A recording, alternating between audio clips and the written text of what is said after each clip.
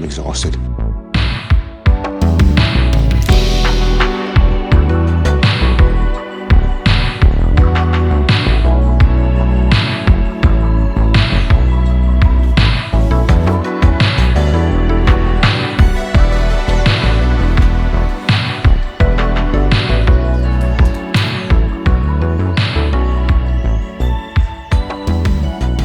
Hey, ¿qué más, parce? ¿Cómo estás?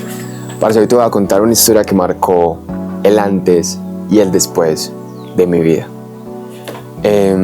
Para llegar al punto, digámoslo, cúspide de la historia, es importante que dé un poco de contexto. El inicio es 2020 y es la época donde mi adicción a la pornografía estaba en su punto más alto y, aparte de eso, pandemia.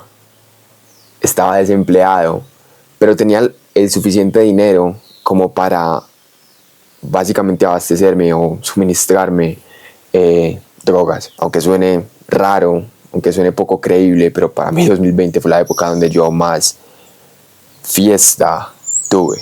Y es que unos parceros y yo básicamente conseguimos un lugar, conseguimos una casa y de miércoles, porque extrañamente mis semanas empezaban los miércoles en ese entonces, de miércoles a domingo lo único que hacíamos era escuchar techno, meter drogas sintéticas y simplemente estar ahí todo el tiempo, todo el día, haciendo exactamente lo mismo una y otra vez. Para mí 2020 fue un año lleno de emociones muy fuertes, sobre todo por el tipo de droga que estaba consumiendo, y también a la vez de esas emociones fuertes también fue una época donde, va a sonar extraño, pero como que yo no sentía, como que todo el tiempo mantenía numb, como adormilado. La única sensación que recuerdo así como vivamente era la sensación de decepción que vivía conmigo mismo.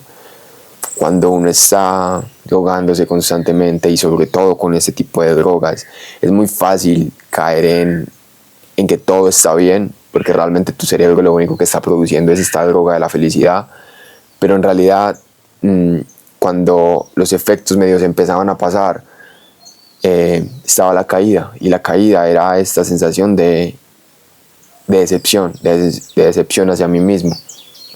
Y eso fue básicamente todo 2020, pero en el 2021, específicamente en enero, yo tomé una decisión. I think you want something like a decision we've made or some important event in our life that's helped to shape us.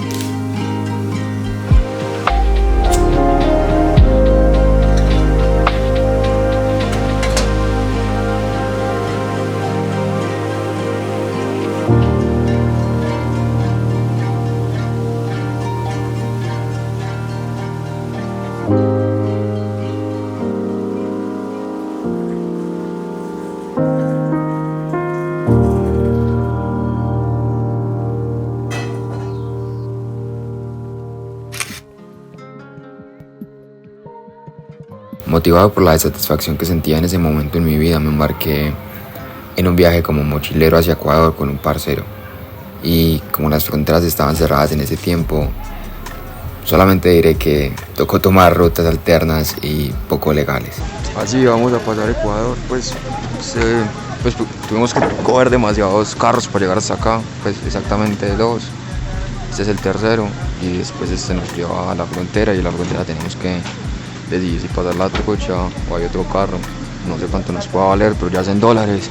Si me hubieras preguntado en ese entonces por qué estaba haciendo ese viaje, te hubiera respondido, no sé, algo místico, algo relacionado al encontrarme a mí mismo o algo por el estilo.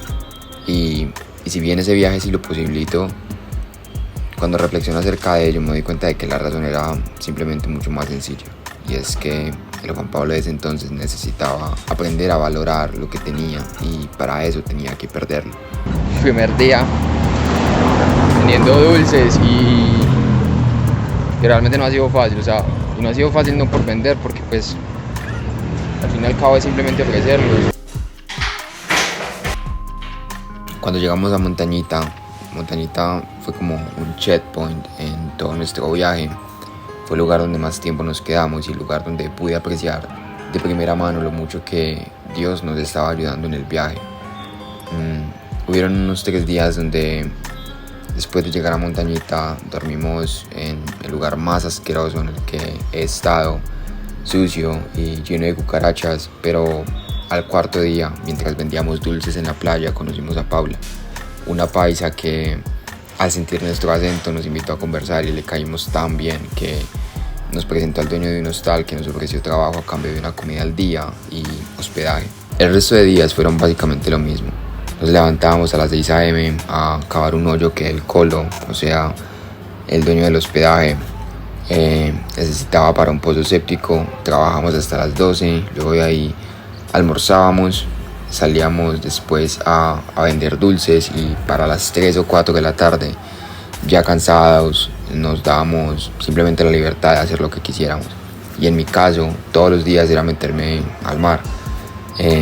La paz que me transmitía al estar ahí metido en el agua era maravilloso, pero sobre todo lo que realmente me daba paz eran las conversaciones con Dios que tenía, lo mucho que le pedía y le rogaba que quería ser alguien diferente, que no quería volver a Medellín para ser el mismo de siempre. Y ahí, verdad, Dios cumplió con aquello, pero aún faltaba una prueba más por enfrentar.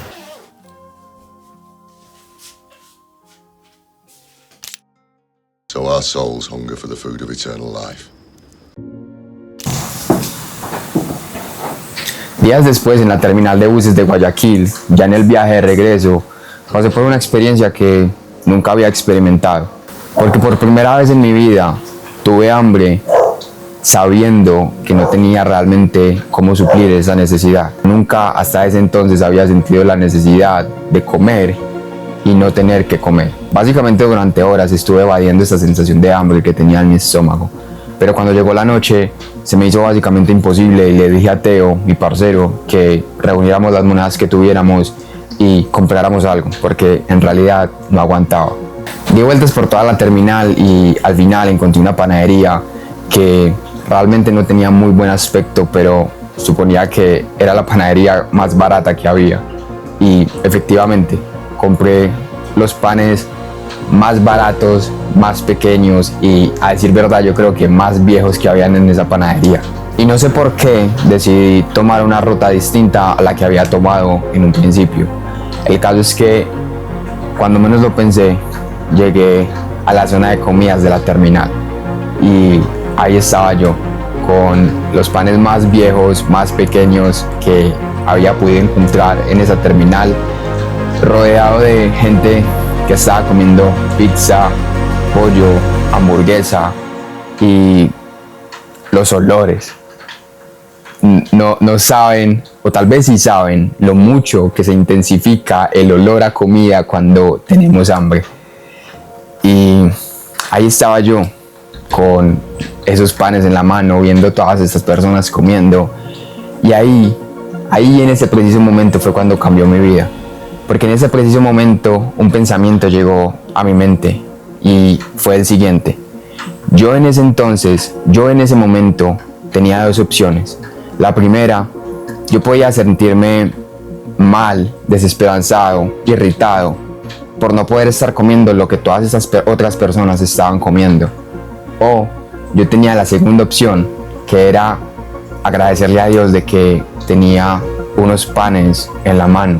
Y se los juro que todavía recuerdo la felicidad que me dio en ese momento, lo extasiado que me sentía. Y el pan, cuando le di el primer mordisco a ese pan barato y muy probablemente viejo, la verdad es que ese pan me supo a gloria. Y me supo a gloria no solamente porque tenía hambre, sino que en ese preciso momento me di cuenta de que todos los problemas que yo tenía, la pornografía, las adicciones, los traumas, todas esas cosas eran como ese momento. Yo estaba decidiendo prestar atención a lo que me faltaba. Yo estaba decidiendo prestar atención a las cosas malas que estaban pasando en mi vida. Pero en la misma situación en la que yo, ahí al lado de tantas personas comiendo pollo, hamburguesa, pasta, tú nómbralo. De la misma manera en la que yo decidí prestarle atención a lo que tenía, agradecerle a Dios por lo que tenía, en vez de estar poniéndole mi atención a lo que quisiera tener o me faltaba, de esa misma manera yo podía llevar de ahí en adelante mi vida. Y eso fue algo en lo que yo me di cuenta en ese preciso momento.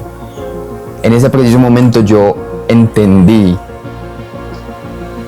que yo tenía dos opciones con todos los problemas que tenía allá en Medellín. Yo o iba a decidir seguir viendo esos problemas como las cosas que básicamente me estaban definiendo, o yo iba a decidir coger esos problemas y convertirlos básicamente en un testimonio. Yo iba a decidir coger esos problemas y trabajar en ellos y básicamente convertirlos en mi historia de vida, porque al final eso es lo que años después, eso pasó en el 2021, 4 años, 5 años después, se convirtió en mi testimonio, en el testimonio que doy en la mayoría de los videos. No importa dónde estés, no importa qué adicciones tengas, no importa tus circunstancias, si tú tienes una visión de ti mismo, si tú empiezas a creer en ti mismo, si tú empiezas a dejar de ser la víctima, dejar de enfocarte en lo que te falta, en lo malo que fueron contigo, tal vez tus padres o tus amigos, lo que sea. Si tú dejas de prestar atención a eso y empiezas a prestar atención a lo que Dios te ha dado, a lo que puedes hacer, tu vida va a cambiar. Tu vida va a cambiar de la misma manera que cambió la mía. Y es por eso que hoy estoy acá parado diciéndote que es posible. Y no estoy queriendo decir que mi vida es perfecta. Está fuera de serlo, porque yo no soy perfecto. Pero el cambio de mentalidad, el cambio de vida que he tenido en estos 4 años es algo de lo que sentirse orgulloso. Y aunque me cueste mucho darme crédito a mí mismo, mirando hacia atrás me doy cuenta de que lo logré. Realmente lo logré y tú también puedes.